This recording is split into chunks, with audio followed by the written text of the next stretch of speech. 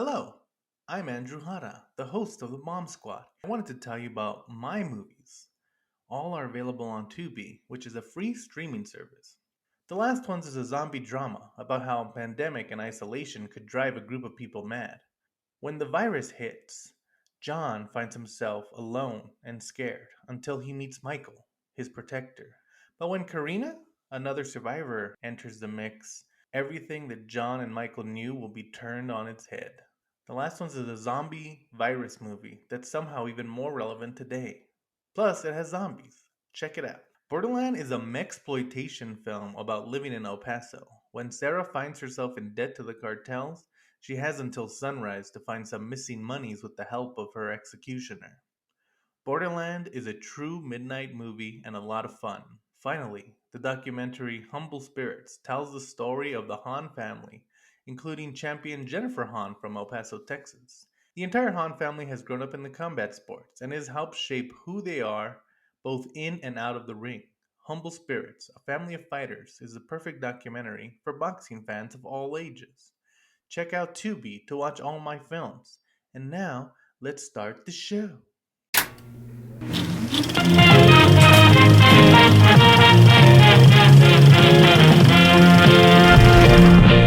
Hello, everyone, and welcome to the Bomb Squad. I'm your guest host. I said guest. I'm your host, Andrew Hara, and I'm always here with Joshua Epp. But today, I know that we had stopped doing guest episodes, but usually I like to help promote films that I like, and so we have a special guest that I'll get to in a second. But just wanted to say hello, and so we are taking a little break from our Halloween episodes, but this movie is well worth it. So our special guest today is writer director Lucky McKee. Hello. Hey, Thanks how for are having me, Andrew and Josh. Yeah. Yeah, yeah. Yeah. Welcome. So obviously we're talking to Lucky because you have a movie, Old Man, out. Can I you tell us a little do. bit about Yeah. it? Yeah, it just came out last Friday. It's an indie film that we made at the height of the pandemic called Old Man, and it stars Stephen Lang and Marc Center as two men that are trapped in a cabin in the Smoky Mountains, and they're trying to figure out who each other are. And it goes a lot of dark places, but also very sweet places, and it's just kind of like a trip through an old man's mind is the best way I can describe it. Yeah, that's awesome. And I've seen Old Man, and I just want to say, like, the my favorite thing about it is, especially now with so many movies, and we're actually this ties into the theme of the movie we're covering today. But the great thing about Old Man is that it's never gonna go where you want it to go, in like the best possible way. Like, there's movies that don't go the way you want them to go just because you don't know what's happening. But Old Man is one where you're always like, it's taking you along for a ride you're not expecting, and those are like the coolest types of movies. And also, I wanted to ask you, I haven't asked you, was this inspired by the pandemic, or did you kind of have this idea before? No, no. This was a script based on a one act play that Joel Veitch had written 20 years ago. Um, And at a certain point, about 4 or 5 years ago, he decided he was going to turn it into a screenplay. He dug it back out and he still had, a connection to those characters and everything. And he turned it into a screenplay. And then that found its way to Marc Center, who are co-lead in the film, who I've known for many, many years. They produced a film he was in called The Lost years ago, the first Jack Ketchum adaptation. And he was the lead in that. Uh, we'd always wanted to do a film, director and actor together. We did uh, a little short for an anthology film called Tales of Halloween, but we never had that full meal of making a feature together. And Mark took had Joel's script. He was friends with Joel, and he sent it my way, and we kind of figured, wow, this could be the thing, this could be the thing that we do together. And then the pandemic hit, and in a lot of ways, the pandemic didn't inspire the story, but I think it has a lot to do with why it even got made. Because it was a very stripped down movie. It was two characters in one location, and it was very doable under under all the fear and pressure of COVID at the time. This was early 2021, and I don't think we would have gotten the deals on gear or the deals on the soundstage or anything that we ended up, kind of benefiting from if it wasn't for the pandemic. So in a way, the pandemic actually helped it get made. And as we were making it, we're like, wow, this is two people trapped in a house. This is very similar to what we've all been experiencing for the past year. So we obviously tried to pull from that. There was a certain point where we were going to shoot pickups with a bunch of exterior shots and stuff to kind of break the movie out of the cabin. And once we kind of edited together the stuff from the initial shoot, we realized, wow, it's like there's something kind of magical about just keeping them trapped in that confined space. I think that that kind of inspiration maybe wouldn't have happened upon us if we hadn't been through what we've been through. So that's a long way of answering your question, but yes and no, I guess would be the short version of that. Yeah. And I think that's so interesting, and especially like now, especially with film and film criticism, I see that a lot. Like I was reading just some reviews of Old Man, and they did mention it felt like a COVID movie or a pandemic movie, and I've had that myself with like the zombie movie. They say, "Oh, it feels like a COVID," and it's like it's just kind of funny. This like whole world collectively, like they've looked at isolation, and we all have this common denominator, hanging over our heads. And so I always think it's funny to see people kind of attach things to movies that aren't necessarily attachable, Yeah, and that's fine. I mean, we also made the movie in a way to where it was, we didn't tie everything up with a bow or cross every T or dot every I, so we could leave it kind of open to interpretation. And I think when you do that, you give the audience the ability to project their own meaning into it, which is what I really love. Most of my favorite films do that. But this is very much not a movie about the surface. It's about all the kind of like layering underneath, and it's designed to be watched more than once, and hopefully the second time you watch it, it's a completely different experience. Once you're firm on exactly what's transpiring, watching it the first time, the second time you can kind of enjoy how we built how all the fortification that's kind of underneath the ideas in the film, and hopefully it gets more interesting when you watch it a second time. I mean, the final shot of the movie is literally an invitation to watch the thing over again. There's been the negative criticism that we've had for the film so far is that people are saying that they figured it all out, that they figured out the plot, and for me as a filmmaker, maybe the plot should be more important to me, but that's not what's interesting to me after making films for 25 years. What's interesting to me is the detail and the character portrait that I'm creating, and the honesty and a lot of stuff that, to where plot is maybe, like I said, maybe it should be a bigger concern, but I don't really care if people figure out where, what the big revelation in the story is at the end, because it's designed to be watched more than once, and it's designed to be watched with all that knowledge. So, everybody has different things they're looking for in movies, but there are a lot of folks out there that are just concerned with the surface elements, and that's fine, and that's valid. I think movies are escape for people, but for me, and this all dovetails into the film that we're talking about today, is that I want depth from a film. I try to build it into my own films, and sometimes I succeed. A lot of times I fail, but I'm always trying to create depth and create something that begs for re-examination. After you've got an expectation out of the way with the first watch, it's like I think that most films really start to open up to you the more you watch them. And that's something I'm searching for in my own work, but as a straight film fan, that's what I'm going for. That's why there's only certain movies that I buy and put on my shelf. They're the ones that I want to revisit and break down and see if I can find deeper meaning in them. Think about Kubrick films. Every time I watch The Shining, it means something different to me. And that's because I'm a different person. The way I reacted to The Shining when I was 12 years old is totally different than the way I react to The Shining now that I'm a dad and I have a little boy. You're like, now you're like, oh, Jack Nicholson's the good guy. Yeah. Maybe. No, on some days, you're like, oh, his wife just won't stop nagging him. That's what's happening.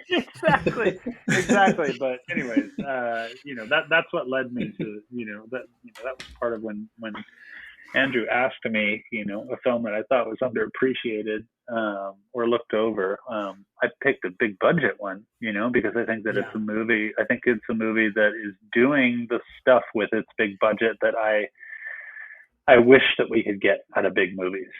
Yeah. So. And I think we kind of have that same idea because me and Lucky are both movie watchers, and the fact that we don't just watch movies, but we rewatch them, and you kind of see what you can get on the second or third, especially if you like it. And so I have the same idea with that. The criticism of I figured everything out. It's like, okay, but if it doesn't matter, like the journey is always more important to me. And so even if you figured it out. Well, and you're telling me you can't figure out what's going to happen in every one of these fucking Marvel movies that's coming out? It's the same story. It's the same. It's literally the same story every time. So it's like that kind of invalidates that argument to a certain extent. Especially when you're dealing with myth. And I'm not faulting the Marvel movies for that. I mean, they're playing into myths and they're playing into their tropes that they're into and stuff like that. And there's obviously a huge audience that connects with that. But I think that every movie is tapping into myth in some way or another, or fairy tales, or everything can be tracked back down to people sitting around the campfire telling each other stories. An old man is literally people sitting around a fire telling each other stories. I mean, it's exactly that. That's where it all started. Which was part of what fascinated me about the material. Yeah, no, it makes sense. And guys, if I'm being a little bit vague about the plot of Old Man, I think it's because it's really good to jump into it, especially if you're a fan of Lucky or you're a fan of kind of genre films.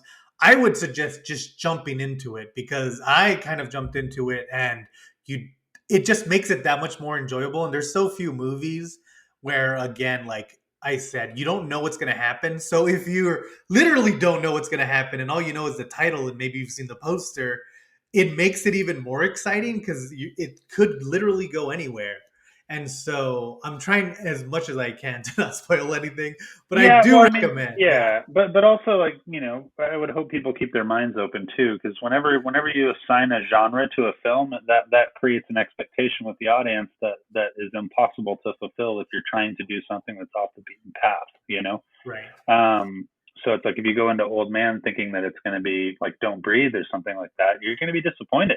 And I'm not in control of the marketing and the way the film is framed before the audience gets to it. I mean, my inspiration was more coming from 90s art house films, the weird movies that I would go see that were only playing on one screen in town, and that was your only chance to see it. It's funny because it's starring Stephen Lang, right? From yeah. And I didn't, I haven't seen it. I'm actually, very interested though. But I'd only seen the poster, and this also gives you an idea of how COVID has totally destroyed my sense of like time and space. Because I was like, he's like, oh yeah, we're gonna have on like a guest, the director of Old Man. I was like, oh yeah, that's the sequel to Don't Breathe, right? He's like, no, it's literally that movie came out over a year ago, and I was like, that's I have no idea. I guess I just see any Stephen Lang movie and I assume they're all part of a shared universe. It's also not stupid of the distributor either, because they know people like Don't Breathe and they like they want to kind of push them. No, it looks interesting still. But I mean, I think that any people that have been disappointed in the film were maybe expecting something a little bit more kind of outlandish and comic booky like that, but that's just not the kind of thing I make. And it's like that thing of like marketing where it's like there's a reason that the zombie is on the cover of the last ones, even though they're not really in it. But you feed and I have noticed audiences sometimes don't like it, but to me, again, that's always my favorite. Like I remember very clearly like seeing the poster for Pitch Black, and it's just like a picture of an alien. And then you go in there and you see it, and you see like how half of it's about a criminal chasing a cop, and it's like, this makes it so much more interesting. And again, for me, it does the same thing. So I definitely hope that the audience is already you've earned that goodwill for them to just jump in, and I really think that they'll appreciate it a lot more. Oh, and If there's been plenty of positivity coming my way. I mean, it's a privilege to get to do this stuff. It's a privilege to have a film that even gets on iTunes or plays in some theaters like Right. this one does, and it's going to end up on AMC Plus, and hundreds of thousands of more people will see it, and that's but so you have to be, you just got to steel yourself and be ready, just be ready to take some heat from people that just aren't into this sort of thing. That's fine. Yeah. I just don't understand the anger and the viciousness. I don't. I try not to. I try not to be that way myself. I try not to talk about films in a negative way. If I don't like something, I move on to something else, and I try to Right. celebrate stuff I love. But that's not a critic's job. A critic's job is to analyze everything that comes out and weigh the things against each other and try to help people make a judgment and guide them into what they should watch. So if you listen to your critics, I mean, most of my favorite critics are people I don't agree with what they write. I just like the way they write about film, and I like their point of Right. view. Right. Yeah. So Yeah. Well, and so originally I was not sure how to tie the movie you picked into our discussion of Old Man, but it actually works very well, and you'll see I when think we pick the so. movie. Yeah. Right. I Yeah, mean, I I was hope gonna so. say, speaking of a movie that you think will be outlandish and comic booky, but is like a quiet drama. we Yeah.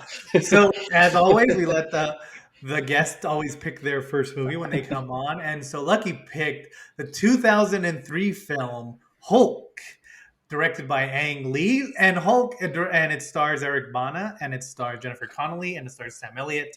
It has a really great cast. Nick Nolte's in it, Josh Oh yeah, Lucas, yeah, and it is very famously uh much like it the amount of disappointment that came from the release of the Hulk is still permanent through Paramount. And yeah, so I think, again, once we get into it, we can dissect it a little bit. But Josh, tell us yeah, what the Hulk is about. Oh man, I mean, it's about on the surface, it is just the Hulk.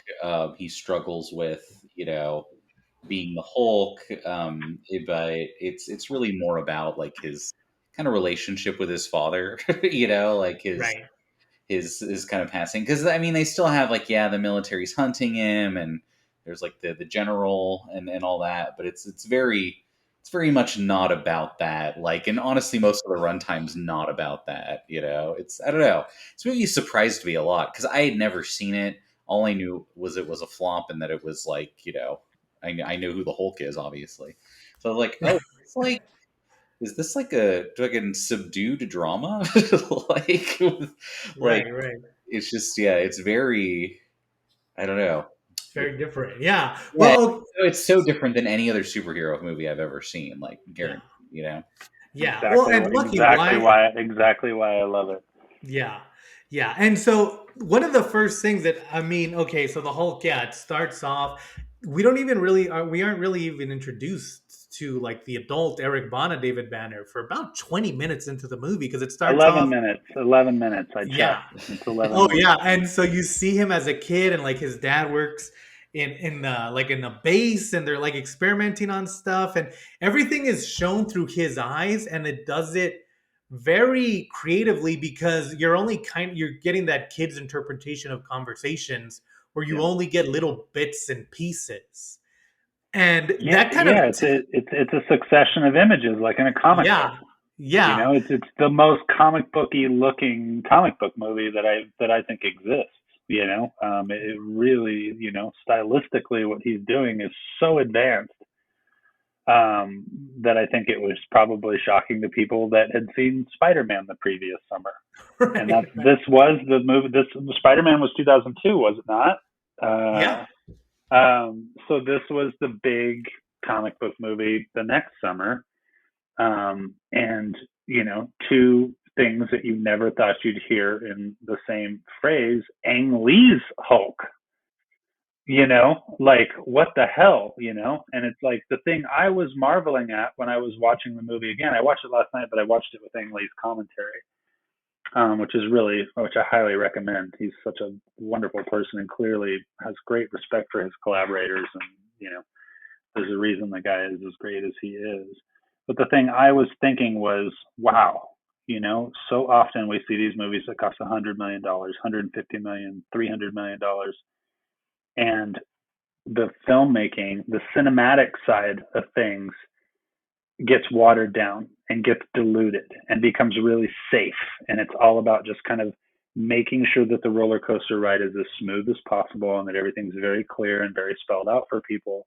And here you have a guy that's being given those resources, and he does something that's even more cinematic than he's ever done, and even more challenging with the form, and even more has depth that none of these movies ever have.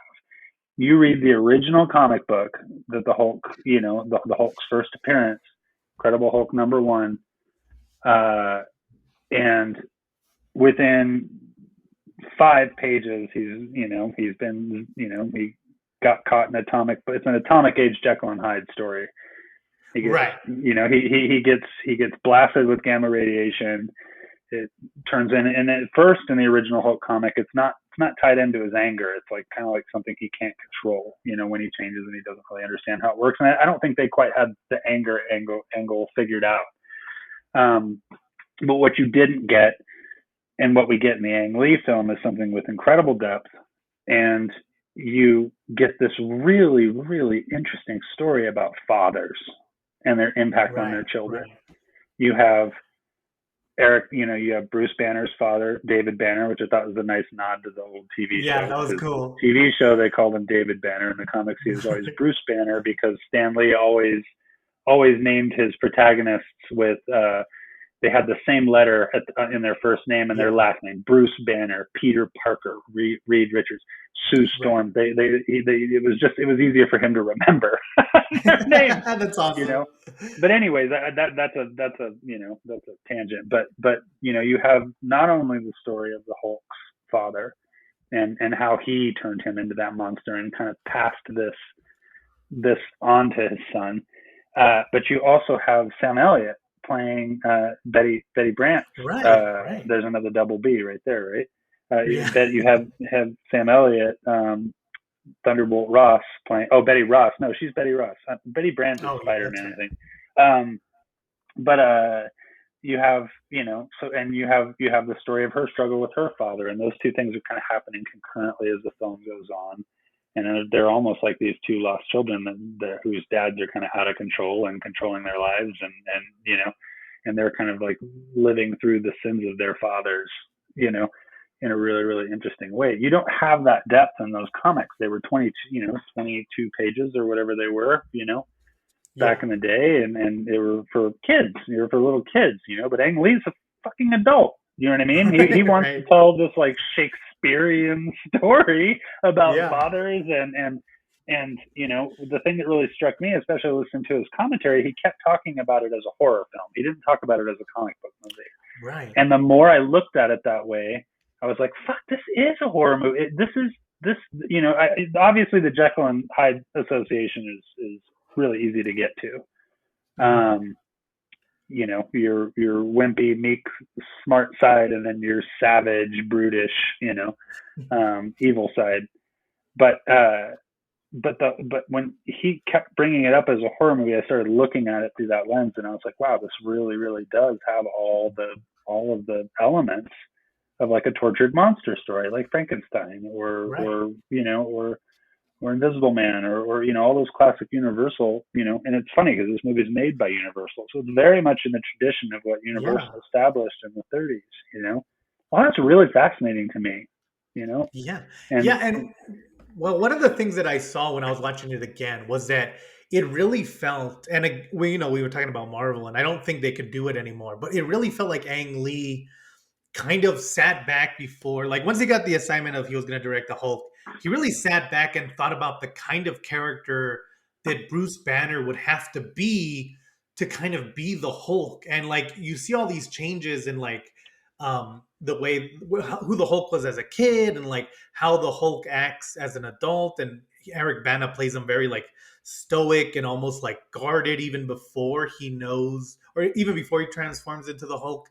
And it really felt like Ang Lee really like took apart the whole idea of the Hulk and kind of put them back together. So enough of it looked like the Marvel movie, but that he had added enough depth and enough like humanity behind it that you really do feel like him, or you feel for him whenever, regardless of whether he is the Hulk or whether he is Eric Bana. And I think that Yeah.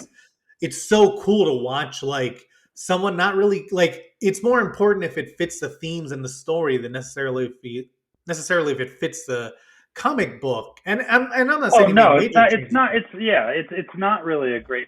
If you're going in wanting the Hulk from the Right. comics, you're going to be very, very disappointed. You know, Yeah. I actually think that Louis Leterrier's Incredible Hulk movie with Edward Norton is much more in the zone of like the kind of Hulk movie that I would have wanted as a little kid. It's very, Yeah. very. It's great. I love it. I will Actually, it's defend that movie at the one of end the of better this. early Marvel movies. Yeah. Yeah. But Edward Norton is a perfect nerd, and Liv Yeah. Tyler is kind of his nerdy girlfriend, and there's just something Yeah. very sweet about it and something very straightforward about it. And it's got a big green guy smashing stuff in regular intervals, which is what people want, you know. Yeah.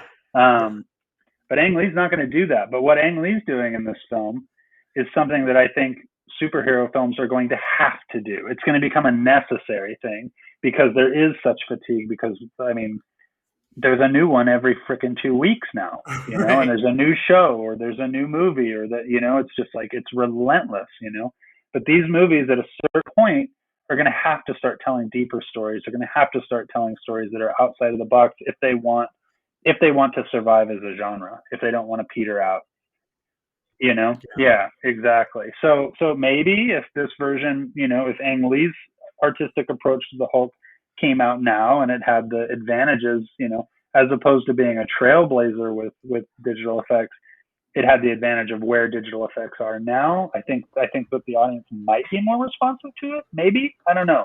Yeah.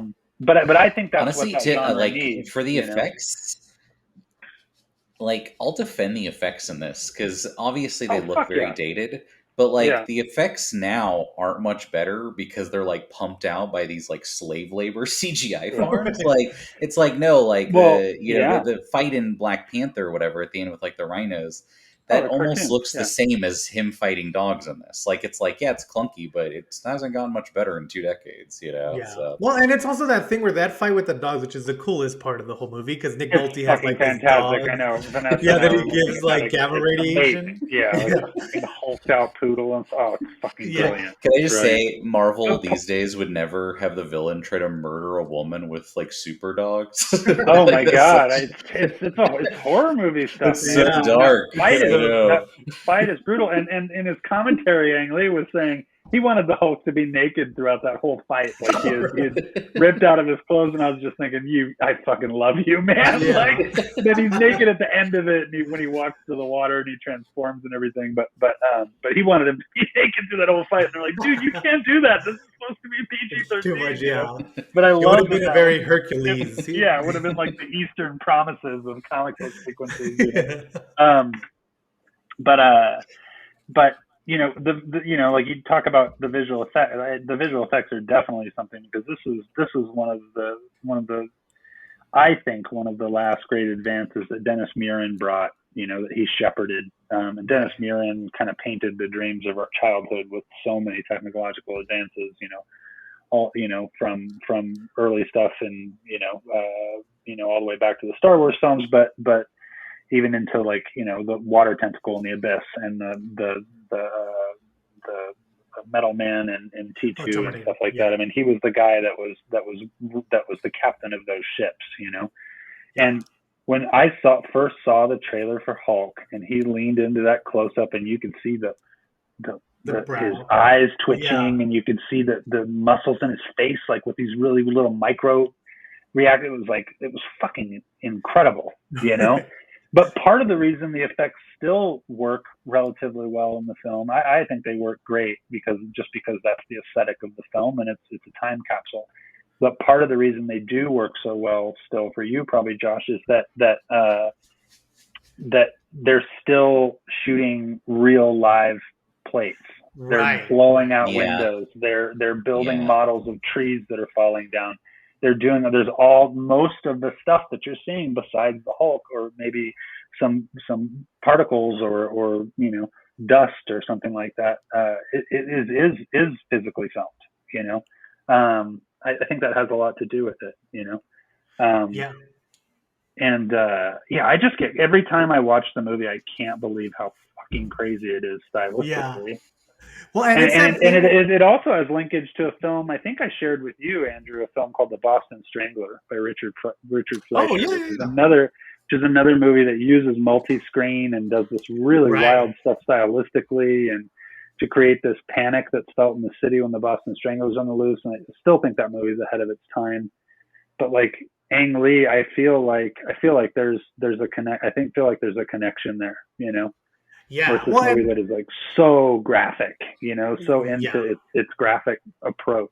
But Yeah. to And tie that like, in with a comic book as opposed to right. like a newspaper or a city, a panic wide thing going on in a city, I think he just nails the feeling of a comic book.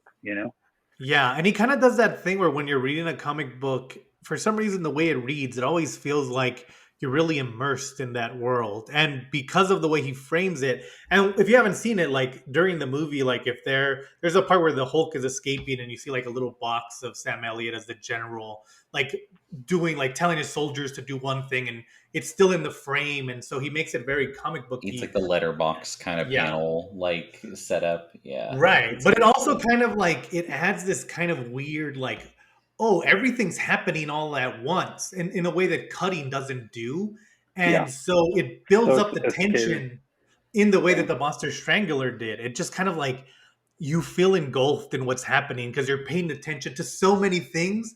And like yeah, the real world, you know you're missing stuff because you can't look at every box at the same time. And yeah, so it just like it builds this not panic, but it just kind of you feel involved in a way that like not doing that doesn't, you don't get that. yeah. And it's definitely a very unique feeling that I really appreciated how they did it. Well, Yeah. another thing that's great about it, I mean, is that most of the modern comic book movies are very rooted in what worked well about Star Wars or Indiana Jones, where there's a healthy amount of humor and jokes and wisecracking Right. going on.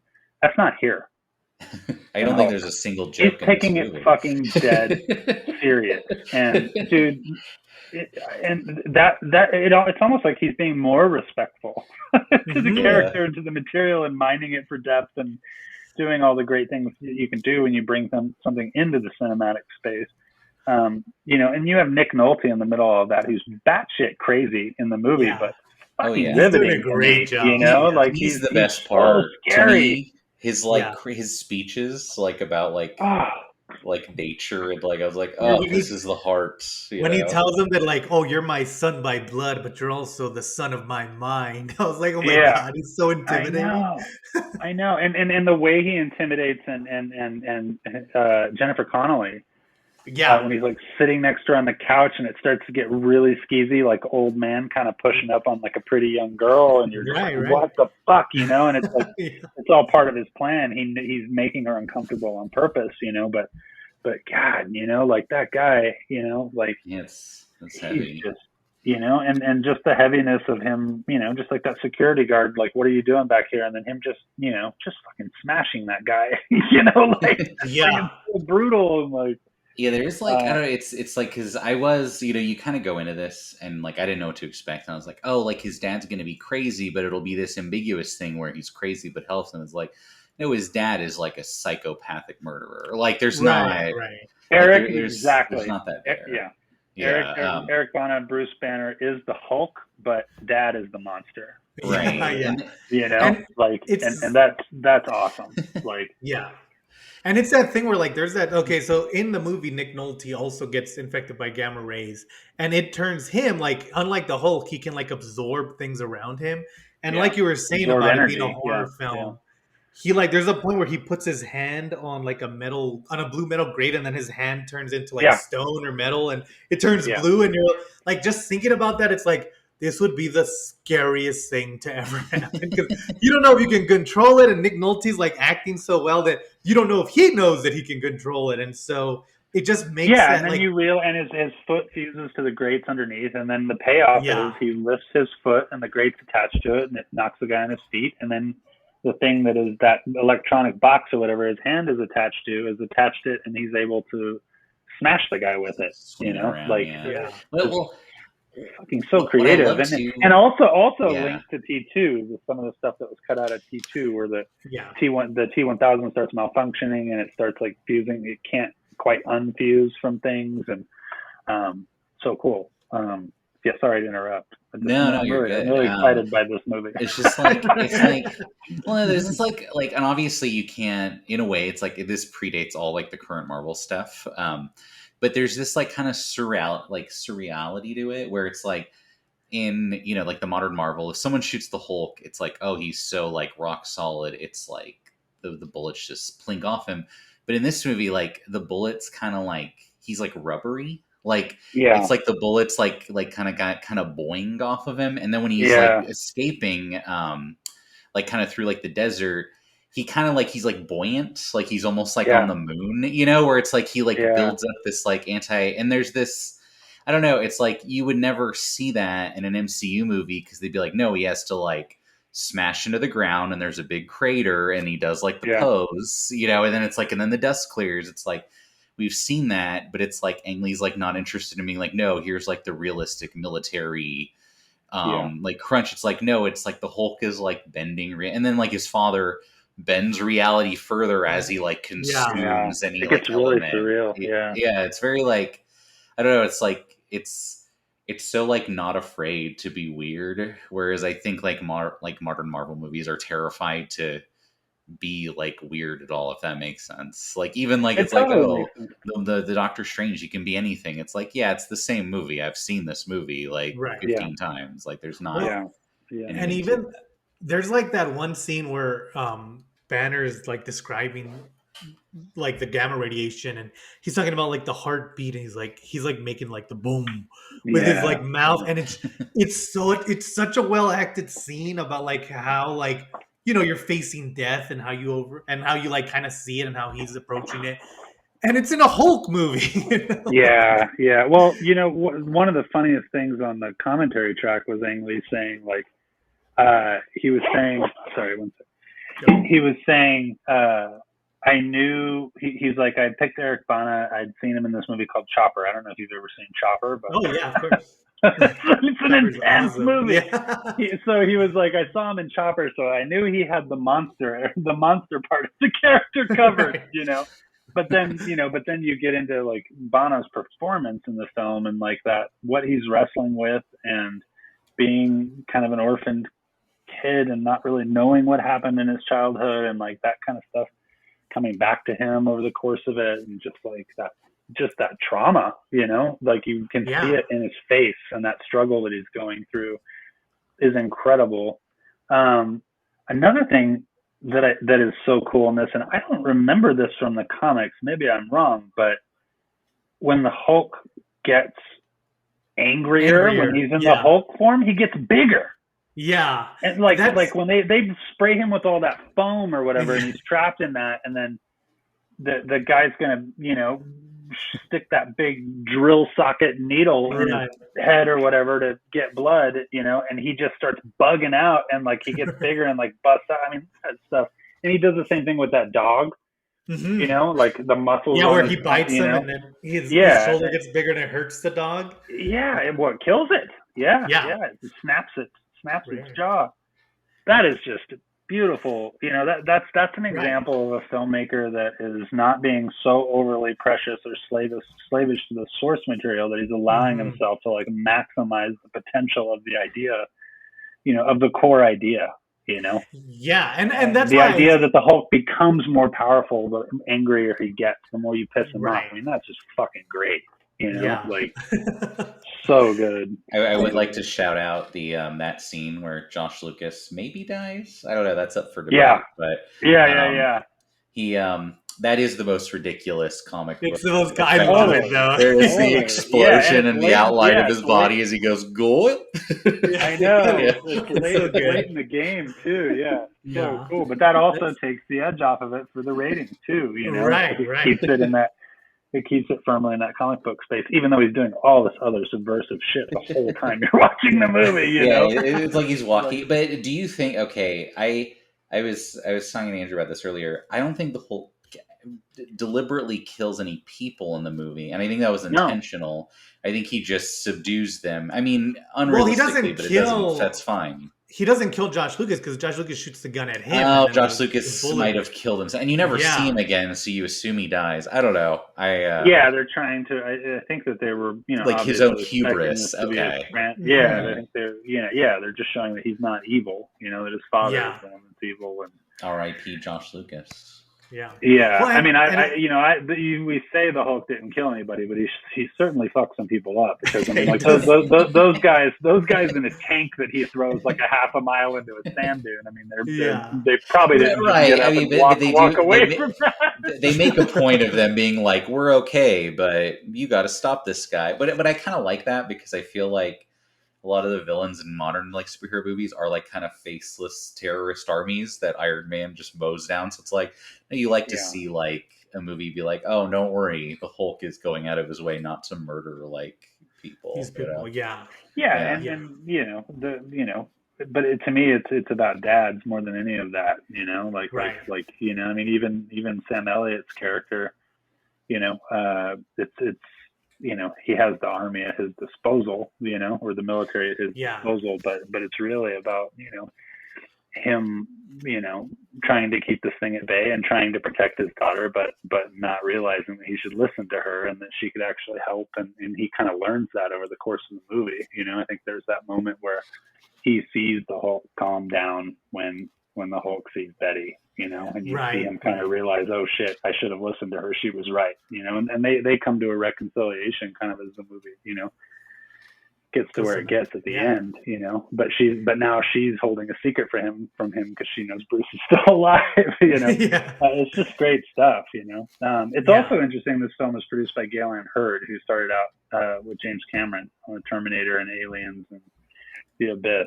I think that's a really interesting connection, just her power as a producer, because she was clearly steering that ship that she created, making a huge movie for Universal that she protected Ang Lee, because you can tell this is a filmmaker's true vision, when you're watching definitely. it, that it must have been a monumental task on her part to talk a studio into letting any of this happen. Because it was a huge risk, man. It just took fucking nuts and steel to do that. I just admire her that much more. That always for all the great films like, she's brought us.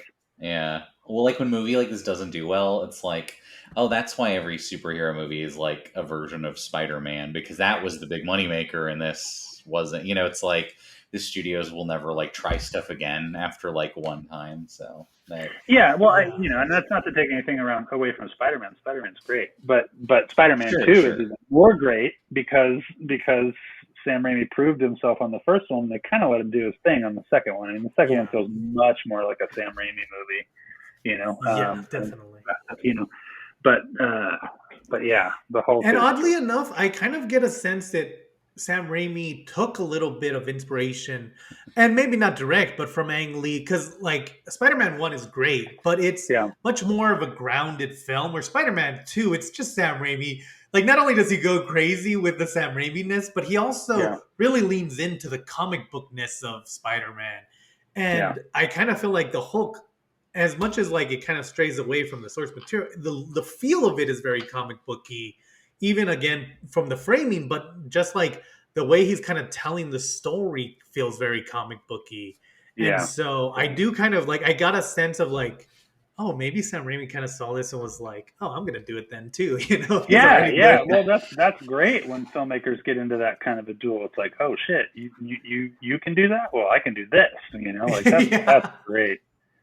I love that. But I'm trying to look it up right now, but there was a issue. God damn it! What was the issue number of that? There was a Hulk comic in the '80s. That was really, really dark, and I still have a copy of it somewhere. I can't remember.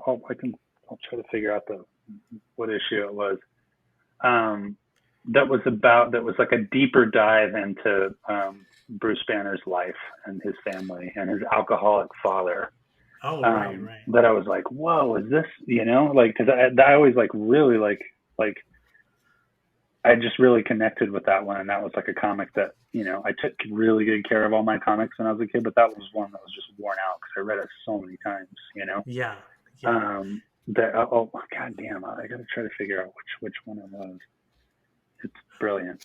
Well, and it's interesting because, like, I mean, the movie is clearly about the fathers, but it's also kind of about that search for a father. Like Betty, played by Jennifer Connelly, and Eric Bana have that great speech at the beginning where she's kind of saying like, "Oh, why don't you ever want to find your birth parents?" And you Yeah. kind of see the difference between them, where she was like, "Oh, I would love a chance to have a different dad," and Yeah. Eric Bana's kind of like, oh no, they gave me up, so I gave them up, and I've given everyone up. Like I don't let anyone get close because of that. And so you see their, like, again, just seeing the different reactions and motivations to very similar kind of upbringing of these two.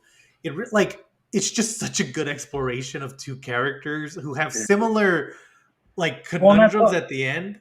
yeah, and What? that's what connects Betty and Bruce, Mm-hmm. in such a beautiful, beautiful way. I just sent you a picture of the cover, Andrew, of this Incredible Hulk.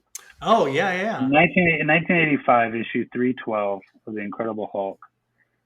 Anybody that's listening can track that down. It is amazing, and I feel like there's connective tissue between that and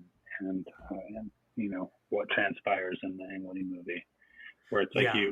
and those are the comics that I was responding to even as a kid. The ones that really got into the deep kind of character stuff. And it's like, man, I Right. took that shit dead seriously when I was a kid. I got really, really invested in the drama of the Fantastic Four or the drama of Peter Parker, or all that kind of stuff. And it's so refreshing when you see a film. One of my favorite comic book films is actually Darkman. It's not based on a comic book, but Oh right. it's a comic book movie. Yeah. Oh yeah, But it's also a horror movie, and it's also a Universal monster movie, and it's got there's definitely it'd be a good double feature actually. It would be, and especially because of the way, again, Sam Raimi really brings, like, there's shots in Darkman that could just be comic book panels, just because Oh, of how he absolutely. frames them. Yeah, I mean, it started out because he was trying to make The Shadow, and Right. he couldn't get the rights to it, it's- so he and his brother just made up their own the comic book, off-brand which is shadow. good. Yeah, no, it's clearly intentionally like, yeah. And I do like, in classic Sam Raimi fashion, he's like, I want to make the Shadow, and they said no, and so he's like, well, I'm gonna do it anyway. Yeah, exactly. Which is, I mean, the same way we got Star Wars. George Lucas wanted the rights to Flash Gordon, and they were too Right. expensive, so he just made up his own thing. Yeah.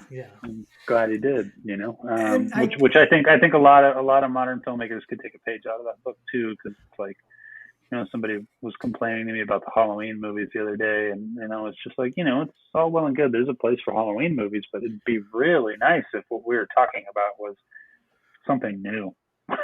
Yeah. And take inspiration from that stuff and twist it around and make it personal to you and make it, bring a new vibe to it. But man, just, why are there 8 Texas Chainsaw Massacre movies? Why are there 10? I don't know his name, but I saw a tweet from the guy who did like the Powerpuff Girls or whatever, and they're like, "Oh, why did you go back to this like 15 years later?" He's like, "Oh, because I pitched Netflix 14 original ideas, and they said no, and then they said yes to this." It's like, I believe it. Yeah, that's where the money is, just nostalgia. Yeah, and they call it IP, intellectual property. That's the big thing. It's all about the IP. And it is that kind of funny thing where, like, if you look at, I mean, the Hulk, obviously, but even like Christopher Nolan's Batman Begins or The Dark Knight, like, people see those movies and they're like, oh, this is the perfect, dark Batman story. And they are, but like, Christopher Nolan was clearly trying to say something. And like, say what you will, I'm not the hugest fan of like some of the Marvel movies, but like, I feel like sometimes they're not trying to say anything. Like, and like, there's a place for entertaining films, but when there's 30 of them, it makes me not want to rush out to the theaters. Where like, if they were going to continue the Hulk, I would go check it out just to see where he could take that story, Yeah. Well, Paul Verhoeven said something really interesting about the big comic book movies. And he said that these movies are not reflecting society. They're not reflecting us as people. They're and then who was it? Alan Moore recently said that, Did you read Alan Moore's quote Of course. about Yeah, yeah, I did. superhero I movies and mean, come saying that on. this is That all they're kind of aiming us, fascists. this is Yeah. all aiming us towards fascism? It's like, Yeah. whoa, dude. To be fair, that has been Alan Moore's quote for the last 20 That's years. hilarious. I I thought mean, it he's was not hilarious. wrong. I'd never heard it. I thought it was hilarious. As I like don't a I don't broader think it's societal thing. yeah. I don't think it's Well, entirely it's true. like But funny, I like do think that a lot um, of these movies are being made for 40-year-old man children. Yeah, right. Like but like um, you talk about how like oh they're like all the same movie, and I think like at a certain point it doesn't even work. Like I don't think I don't know if you guys are in the same like pop culture nerd zeitgeist shit like as much as me, like just like kind of yeah, in that world sometimes. But it's like even those 40-year-olds who like have Spider-Man pajamas like are like, oh yeah, these Marvel movies are getting real tiring. Like it's yeah, like yeah. You're right. Yeah. like you shouldn't be able to Yeah, like you're gonna even lose like them the at some fucking point. like Yeah, honest movie trailers or whatever the nerd thing is, where it's like we love every superhero movie. They're like, oh man, it's so like lazy how every like Marvel movie undercuts every dramatic moment with a joke. It's like, yeah, even like the hardcore nerds are like, God, enough of this shit. Like, give me something Well, new. I yeah. mean, But every time I start to count Marvel out, they do something interesting. that is true. Yeah, I think that She-Hulk is fantastic. And and no one is more shocked by that than me, and especially my wife, who can't stand superhero movies. It's yeah, just it's not funny. Right. her I've jam. seen it. Andrew doesn't believe me. I was like, no, it gets like I do think it had a rocky start. It's like, no, they try some really interesting stuff. It's It picks up. legitimately good. Yeah, And and the Andrew's girl like, is so charming. won't even try Yeah. it. Won't even click Yeah, on and it. you absolutely should watch it. It's really charming, and it's really Yeah. I don't know. I think a lot of these things actually work better in the television format because it's Hmm. serialized and it's much more like the comic books. I thought that the Netflix Marvel shows were pretty damn good. I really like Daredevil and Jessica Jones, and Yeah. because it was this episodic thing, which is what comics were when I was a kid. Yeah. Yeah, that does make sense. What's going to happen next, and there are these quick little self-contained stories. You know what Um, is funny since we're covering every Hulk property now. yeah, I do think I think it's interesting because having never seen this movie, I was surprised that it ends like he's fled. He got away. He yeah, resolved things with his father. Well, his father's dead, right? But anyway, the point is he's on the run in South America, and I was like, oh, I feel like Edward Norton respected this movie because yeah, he tried to make it a quasi sequel because his yeah, Right. movie starts with him totally. in South America, like, and Yeah. it doesn't do the big like origin story bullshit that every other Marvel movie does. It's like, no, he's the Hulk.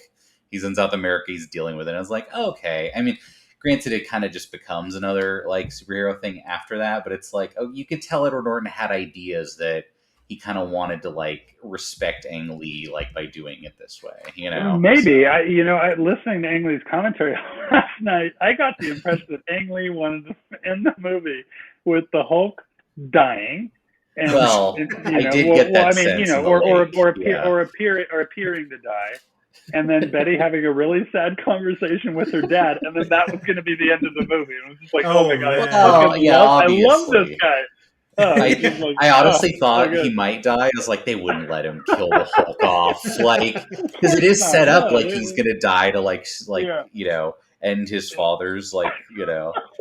Oh megalomaniacal yeah, thing. so Yeah, funny to me. Oh god, but I just have I don't know, I've just had tremendous respect for Ang Lee as a filmmaker. I mean, Yeah. that guy just is constantly just experimenting. Like and Yeah. that commentary track is just full of his admiration for his collaborators, just saying like it is so fun to why it was so fun to watch our prop guy work. And the respect he gives his fellow artists in the room, he gives his fellow artists. And a lot of times you listen to commentary tracks or you listen to interviews with directors and all they can talk about is themselves, right? Like they're Right. not, Right. which is fine to an extent, but it's like, it's not one person that makes one of these things, and Yeah. especially a movie of that scale, it's a lot of highly skilled artists, that like mix together in this awesome stew. And if they have a good person on the spoon stirring it, they're in good shape. Yeah. But the person stirring the spoon doesn't isn't the soup. Yeah. It's like you have a lot of brilliant ideas coming from all different directions. Even when you work on a tiny movie like Andrew and I do, we make very small, intimate films. But we can't do it by ourselves, Yeah, yeah, Um, and I think that gets forgotten, and I think auteur theory is misinterpreted by people, and I think that it's drilled into kids in film school, and they start to think that they're going to be little dictators on their set, and I think that sends a bad message, and I think it makes for bad films. yeah, yeah. Um, And I think like one of the first things I do on all my sets is when I'm talking to people, I'm like, if you have an idea, just bring it to me. I might not yeah, follow through on that idea because I have a lot of times, people will have this like, oh, this will work for this scene, and it might, but as a director, you have to have the whole movie in your head. But every absolutely. once in a Yeah, while, they'll you're a bring up something, and filtration you're device. like, Yeah, yeah, exactly. But if you you're a don't hear filtration device. those, Yeah. yeah, and if you don't hear those ideas, the one great one might slip past you, and it's like, no, yeah, you want to create an environment that's open and collaborative, and you can definitely like. I mean, Danny Elfman's score in this is Oh, probably one of my favorite scores by it's Danny Elfman. Like, incredible. It is it's incredible. such a superhero I score, and it's not even like it doesn't have that Danny Elfman feel. It just like it feels like the music for the Hulk, you know? Yeah, Danny Elfman is so much more diverse than anybody gives him credit for because Yeah. he's obviously famous for the Tim Burton stuff, but if you go and listen to his score to Dead Presidents, it's like holy Oh shit, yeah, it's like you're hearing him I doing love like that kind of score an and too. kind of like a modernized Ennio Morricone sort of a thing, Yeah. and That yeah, score by itself is like a ticking bomb, you know? oh, it's incredible, it's That's also one incredible. of those movies where I'm like, oh, this is what it's about. Okay. Yeah. Yeah, and another thing, this movie is also shot by Frederick Elms. And I don't know if you guys know who Frederick Elms is, but Frederick Elms shot fucking Eraserhead Right, right. and Blue Velvet. Yeah. So the what he's doing with lighting and mood in this film, it's like I just kept looking at it and just going like, oh my god, all these images are so dense. Like It makes sense. This feels closer to Blue Velvet than any MCU movie, to be yeah, honest. totally, Well, and totally.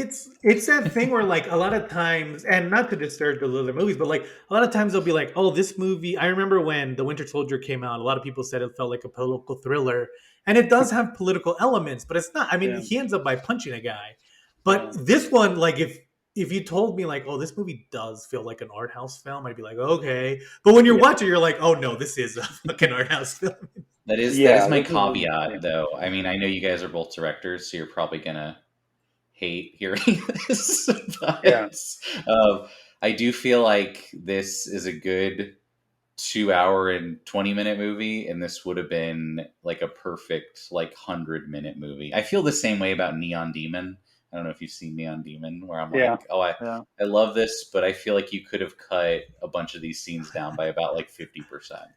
You Yeah, can't cut maybe. any Nicholas Winding Yeah, Refn movie down. not for me. And I definitely would apply that to a lot of the superhero movies are made, but not in this case. This is No, the no, case not where even. I'm I don't even so know. enamored with I what's get it. going on I understand why cinematically you'd that say like that, yeah but but I I'm think reading every so movie many should be different. shorter, except The I Irishman.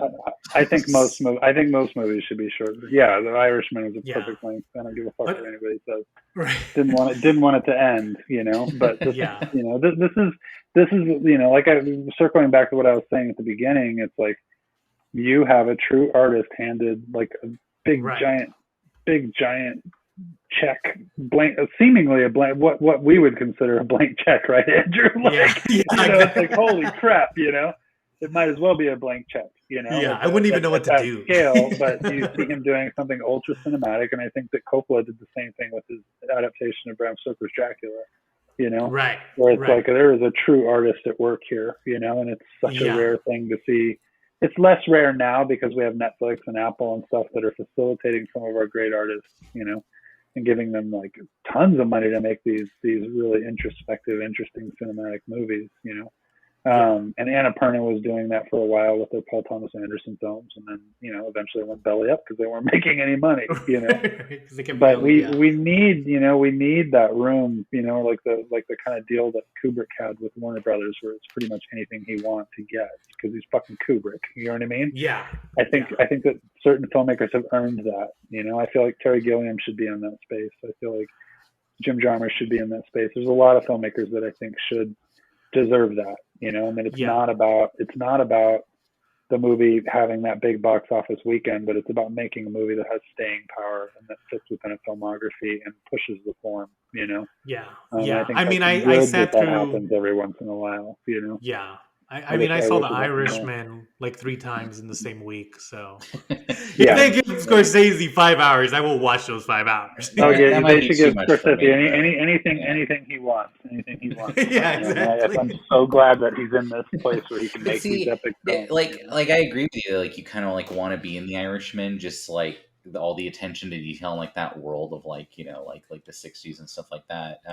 But Yeah, because this does feel like a horror movie, you're almost like, oh god, just get to it. Like I don't want to see Banner suffering so much. I know, I know, I Yeah. know, I Which know. is But how it's I feel about Neon Demon. I'm like, just let her die See, already. I but know, I know, the I problem know. is like you get into an hour and a half of this movie and you're like, oh, is this stretching too long? And then the Hulk punches a dog in the dick, and so Yeah, you're like, oh, I'm back in. You That's guys true. knew exactly how to See, draw me like, back. but like for example, like the opening credits, I think is like 4 minutes, and it's like, Oh, but they're so good. I get it, but they could have done 2 minutes. this That's is all I'm cinema, saying. baby. This is cinema. And just Yeah. Sam Raimi knew when to chop. Sam Raimi knew when to cut Yeah, shit. yeah, You're in and the wrong then house, buddy.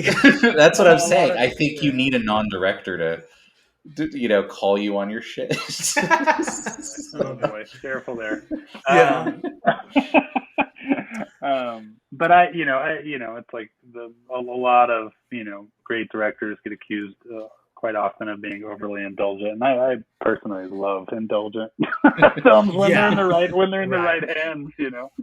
Well, and I guess, especially in yeah. this era where like Yeah. things are, if you go back to even 2003, even 2010, movies weren't as beholden to an algorithm as they are now, where like Oh Netflix will no. literally be like, oh, we picked this movie because a lot of people were searching for Jason Bateman, so we put Jason Yeah. Bateman in it. And it's like, okay, that's the weirdest way to make movies ever. And so, Yeah, and that's only going to get worse. But if yeah, you go back into the '70s, it was like the freaking Wild West, man. right. And adults were going to the movies, and movies were being made for adults, and Yeah. very It's rare. really It's like you were talking about Batman earlier, Matt Reeves' Batman. I really like Matt Reeves' filmmaking a lot. I think his two Planet of the Apes movies he made are fucking brilliant. And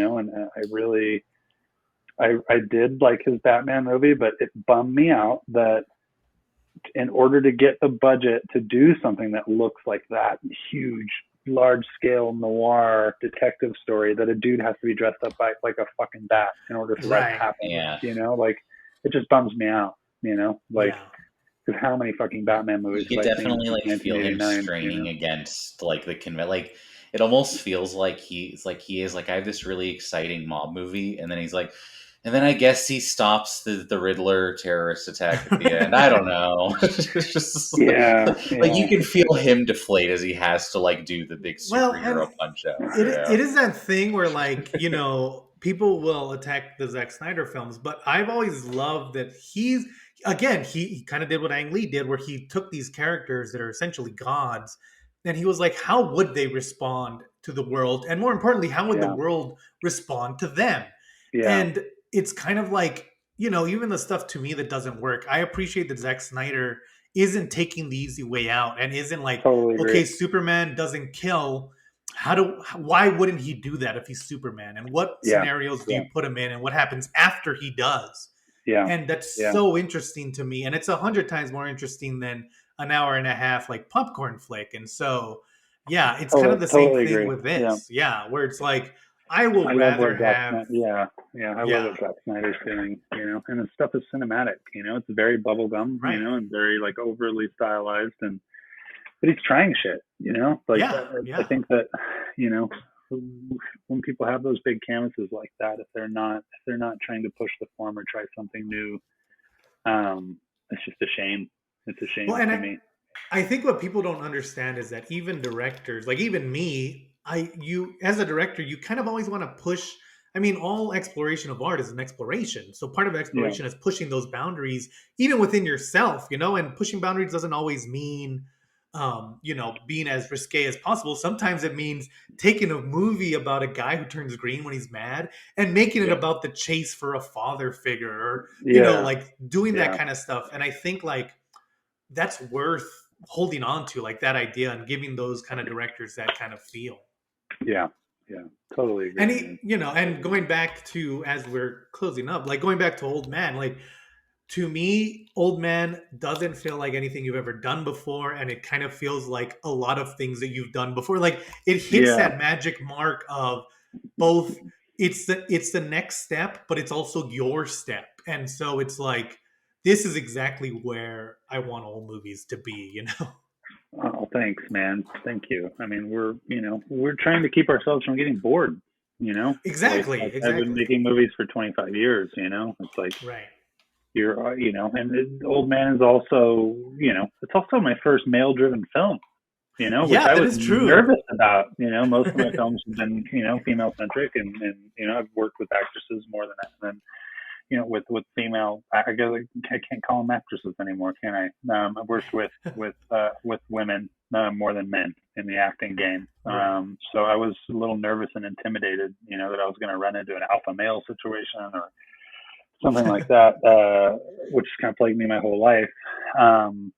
But in Stephen Lang and in Marc Center, I found just brilliant collaborators, and I was Yeah, really lucky, because that's I have great. worked with Yeah. those alpha males and those people that are, they can't get their egos through the door, and these guys weren't like that at all. No, Even that's someone like awesome. Stephen Lang, who kind of, has done it all and been to the top, literally the top of the mountain with the Avatar movies, Yeah. for him Yeah. to come work on our tiny little movie and not have any airs about him, and to still be all about the work was really inspiring. Right. Right. And I mean, So, of course, I think anyone who's even seen a picture of Stephen Lang would assume that he's like the most alpha dog of alpha, like he just has You're totally, that like man. privy Yeah, authority. to yeah, that, yeah, so yeah, yeah, yeah, yeah. you get that. No, Yeah. there's a reason the guy has 100 credits on his IMDb page, because he's fucking great to work with. Yeah. Yeah. And it is one of So, those things, again, like I'm trying to get you guys to figure out it on your own, but it's always good when you get like a character like Stephen Lang, because he does have that kind of presence and he has that reputation with his previous roles, where sometimes other directors will like pigeonhole him, like it happened to Al Pacino after yeah, Scarface, where everyone wanted the Scarface. But every once in a yeah, while you get him in a role where it's like, oh, that's right, he has so much range and that's why he's good. It's not for the Avatar characters, because Stephen Lang can act the hell out of any scene that you give him. yeah. Exactly, exactly. Yeah, he's brilliant. It was awesome to be able to create a showcase around his abilities. Yeah. Yeah. Because the No, whole movie hinges on him. you know. right. So, No, and I think like, yeah, of course, I always love those like kind of especially those movies where it's just two people kind of like moving chess pieces. I was talking yeah, about it's like that a with duet. everything. Yeah. It's Yeah. almost, Yeah. That's I the looked perfect at way it to as put like it. as a duet. Right. And then it was our job just to create the right kind of atmosphere around that without getting in the way of it. But Right. overly stylistic, or look at me, look at what I can do with the camera, or everything. We tried as hard as possible to be at service to what the actors were doing. Yeah. And in the case of this movie, I didn't storyboard it or shot list it, which I always do. Oh, Um, really? but with this movie, I couldn't. My DP and I started that process in prep, and we were like, we kind of can't. We kind of have to get on the stage and move Oh, them yeah. around the Yeah. set, and kind of, or we're going to be shooting ourselves in the foot trying to pigeonhole them, or trying to fit them into this comic book we've created. So it was very freeing. It was kind of nerve wracking at first. I was like, oh man, this could go sideways on us. We don't have a really solid visual plan. But we had, atmospheric plans and lighting plans and kind of lenses we wanted to use and how we wanted to, change things up as it went along. And we just trusted our guts.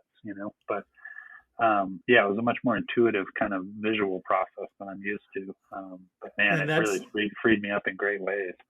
That's crazy, because if you've seen Old Man, or when you do see it, it almost like the camera moves are so seamless and like to the Yeah. point where I don't know when the first cut is, Yeah, because but you'll it all notice it's feels all so it's all triggered on what the actors are doing. exactly. And so it's Yeah, crazy that you guys came up with that without a shot list and without kind of yeah, like, yeah. yeah. Off That's the cuff, so, yeah, that's yeah. wild. I had And a great did it, DP. I had a great DP, and I had great actors that knew how to work a set. You know what I mean? So then it was right, just our right. job to get the camera in the best place to show them in the best possible light and to keep the drama on point. You know, so Yeah. Yeah. And and to like just the constantly editors force and, ourselves to change it up. Yeah. right. Oh yeah, our Right. editor's brilliant. Zach's brilliant. Because yeah, they gotta like hit it, and so it's yeah, it's. I mean, again, it's so impressive, and especially like hearing that, and it kind of like did it harken back to like. I mean, I just shot a short film, and with our Yeah. budget, I was able to go scout it, and then we had to go film it. So there was no Yeah. like, oh, let me go in there and do camera tests. It was just like, let's find out what happens tomorrow, And Yeah. Yeah. There's something exciting about that, though. You hmm know, like, yeah, but but then I went and did a TV show over the summer, and I storyboarded it to within an inch of its life. You know, so right, right, but there was situations with certain actors that needed a little bit more room and were confused by so it's like, okay, so I'm yeah, taking the lessons I learned from Old Man, and I'm like, okay, be flexible, dude. You know what I mean? Like, if I'm going to get a yeah, better performance out of somebody by not putting them in a place that doesn't make sense to them from their character or something like that, I need to listen, and I need to yeah, collaborate, and we found a good balance. So the TV show that I worked on was kind of was a trial run for mixing those styles together and it was really cool. It really, I'm going to take all that forward with me into the next thing I make.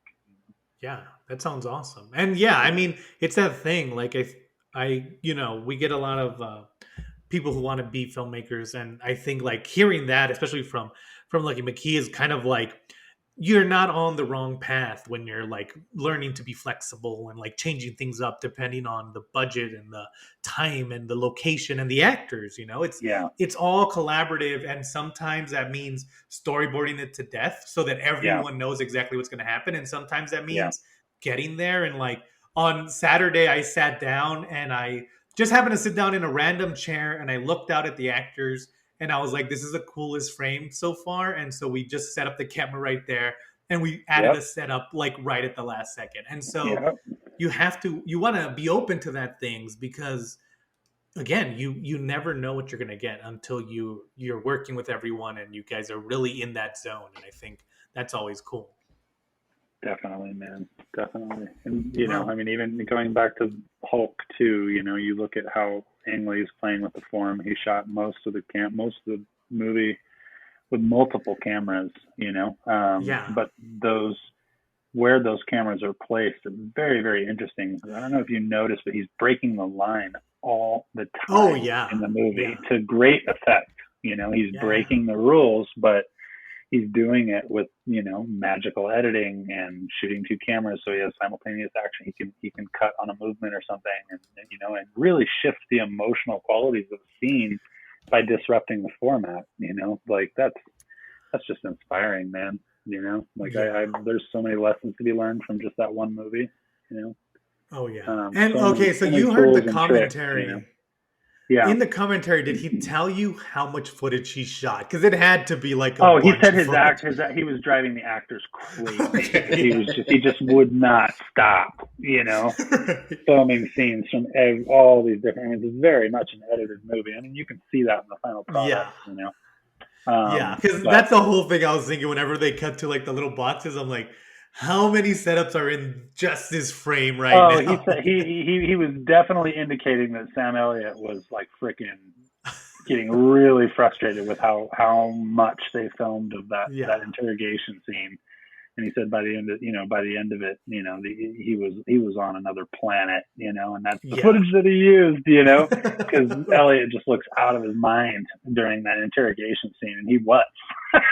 Yeah. Because Ang Lee would not stop fucking filming it from every Yeah. angle he possibly could. But then you look at the way it's just massively composed in the edit, and it's just like, wow, man, such an artist, a great painter, Yeah. That's I mean it's such a cool way to make a movie, especially a comic Yeah, book movie. It just works so well. But yeah, oh yeah, man, that's so awesome. Well, yeah, yeah, as we're wrapping up, thank you, Lucky, for coming on. I'm glad we got to yeah, talk man. about this movie, and again, if you want to see a movie, I would suggest Old Man for sure. And Me too. Me yeah, too. I would recommend that Well, movie. now That's I have to my watch it now. my I'm interested. my pick of the week. Yeah. yeah, yeah. Hilarious. And you can find it anywhere. It's even playing in some theaters. Is that right? Yeah, it is. It is. It's playing in theaters. You can, go to my Twitter page or whatever, and it's pretty easy to track down. Yeah. But And I'll put the I got a links lot of down in the thoughts on it. bottom as always.